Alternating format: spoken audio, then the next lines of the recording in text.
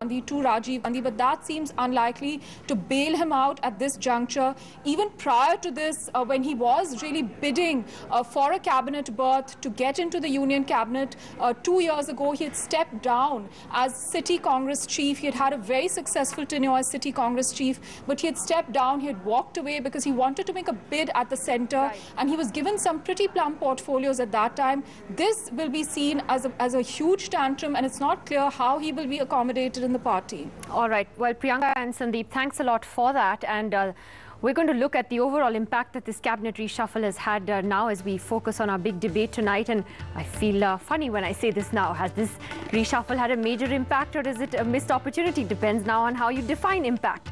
And let me throw that question first to our two analysts in the studio tonight. We have senior journalist Neerja Chaudhary. We have Pankaj Vora, the senior political editor of the Hindustan Times. Mr. Vora, to you first. I mean, you've seen these two rumblings that have taken place right after the reshuffle. And how do you look at them? And how much of a headache is this going to be? Overall, the cabinet expansion or reshuffle, however you put it, has been a big disappointment. You know, it has achieved nothing. It is an exercise in futility. It has, you know, it's like a surgery where the surgeon has left his gloves and the scissors in the patient. And, you know, so cosmetic changes. It is cosmetic changes. The post-surgical complications can be very, very worrying for. Is Veerappa Moily, for instance, justified in feeling that he's a victim here, Neerja? Do you think is he right about that, or was he just an ineffective law minister? His ministry was seen to have not managed the cases. And where the government was censured in very strong terms, whether it is in 2G, whether it's the Thomas affair, and now more recently the Solicitor General's resignation, which is likely to be accepted. So given that, there was unhappiness with his stewardship of the ministry, and therefore he's been moved. Now the point is not whether he's justified in it. He obviously also said very strong words that vested interests were responsible. The point is, on the day of the reshuffle, which has been long awaited, you have a senior minister in government, you know, taking exception to his, publicly doing this. And you have a person of the weight of Gurudas Kamath actually putting in his papers. And that, I think that is very unprecedented. Do you remember the last time something like this happened on the day of the reshuffle, that this kind of... No, people have been sulking, you know. Sulking is different, but for them to openly talk about it. Now, you know, Gurudas Kamath did expect something more. He has been a Youth Congress president. He has been Mumbai Pradesh Congress Committee president. Right now, he felt that, you know, his position has been compromised. He has been given a portfolio which is much below his status. So he was absolutely brooding. You know, Mr. Beni Prasad Verma last time had been given a Minister of State rank. He was also brooding, if you remember, in January when the reshuffle had taken place. He spoke about it openly. Yeah, he openly spoke about it. So, you know, these things do happen, and there are bound to be people who are going to be unhappy. And this is being indicated by what all noises are being made right now. But, you know, there is an implication to Gurudas Kamath. Moily, maybe he says he'll do his best and etc., he may move on. Gurudas Kamath, apparently from what we hear, he's been 5th term MP, and he takes exception to the fact that he's being made MOS, maybe independent charge, along with people like Milind Deora, Rajiv Shukla, who just new entrants. Number two, you know, he has influence in certain constituencies in Bombay. The Bombay municipal elections are on their way. Local bodies are going to be held elections. And if the BMC, you have the Shiv Sena, BJP combined, if there's revolt within the Congress and they come to power, that has its implications. So there are political implications to what Gurudas Kamath is saying. And apparently from what we hear, he was offered civil aviation with independent charge yesterday, and he was not given, he was not assured a cabinet rank, and he agreed to that. But this morning he was told that it would not be civil aviation with independent charge, but it would be drinking water and sanitation, a new ministry carved out for him. And it was a letdown. So that's why he decided to put in his papers. Well, we're also joined by Union Minister Ashwini Kumar, and from the BJP, former Union Minister and BJP spokesperson, Mr. Rajiv Rudy. Mr. Kumar, I don't want to put you in a spot and ask you to comment on how your colleagues are feeling tonight. I'm sure you've had your own fair share of sleepless nights as you've seen reshuffles before. But it's really the last thing that your government needed to, you know, have these things come out publicly, especially on the day of the reshuffle. You're already battling at so many fronts. The reshuffle's also been criticized by many today, and you know, now you have this sort of open bitterness that's come out in public. Well, it is not the first time that after reshuffle, some people have felt disappointed. It is impossible to please everyone. Everyone has a right to his or her views of one's own capabilities, seniority, and aspirations. And there are legitimate expectations in people, and you can't deny that.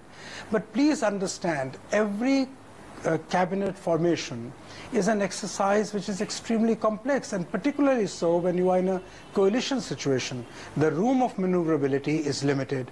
The range of choices is limited. And I think the Prime Minister and the UPA chairperson, given the inherent constraints and given the totality of the situation, have done as good a job as they could have done. Now, one may have a particular view on A issue or a B individual. I don't dispute the right of people to have that view, but it's a classic case of seeing the glass half empty or half full. So I think one has to take an overall view of the situation and see whether in totality the picture that emerges is one of a resolve to move forward, to create purposive governance, to have an accountable governance.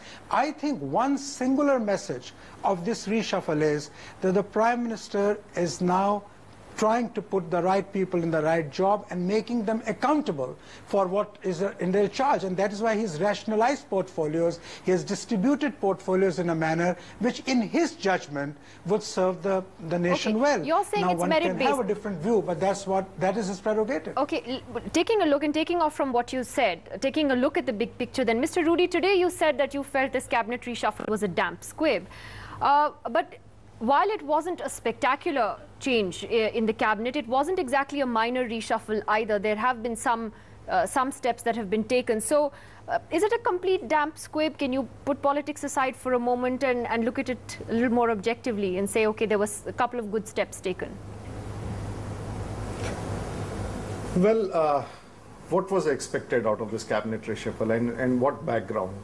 The background and the charges against this government were grave, and this government had almost entered into a situation which had become almost dysfunctional.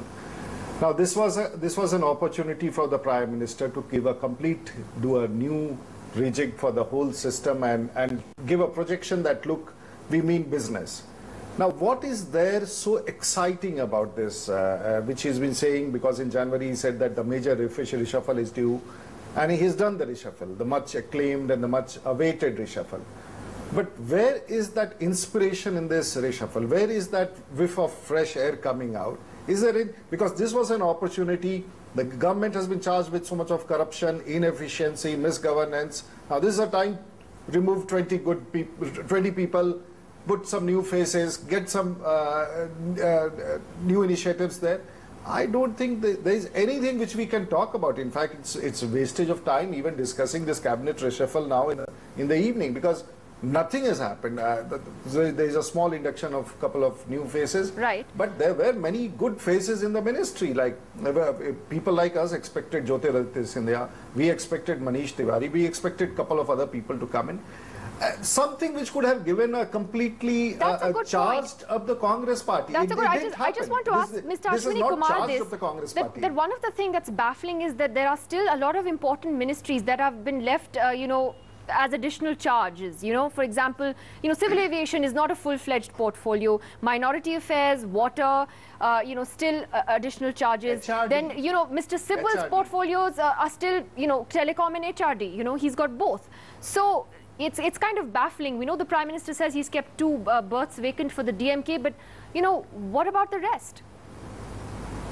Well, obviously, I mean, this is a decision that the Prime Minister will take at the right time. He has kept certain options with him. He told you that hopefully this was the last reshuffle before the next elections. But he also said that there's no finality in these things. We are obviously waiting for the DMK to make it stand clear. And I think it is not as if these will be unattended portfolios. There's obviously a logic of one senior minister having 2 important portfolios because of the situation in which those portfolios have to be handled.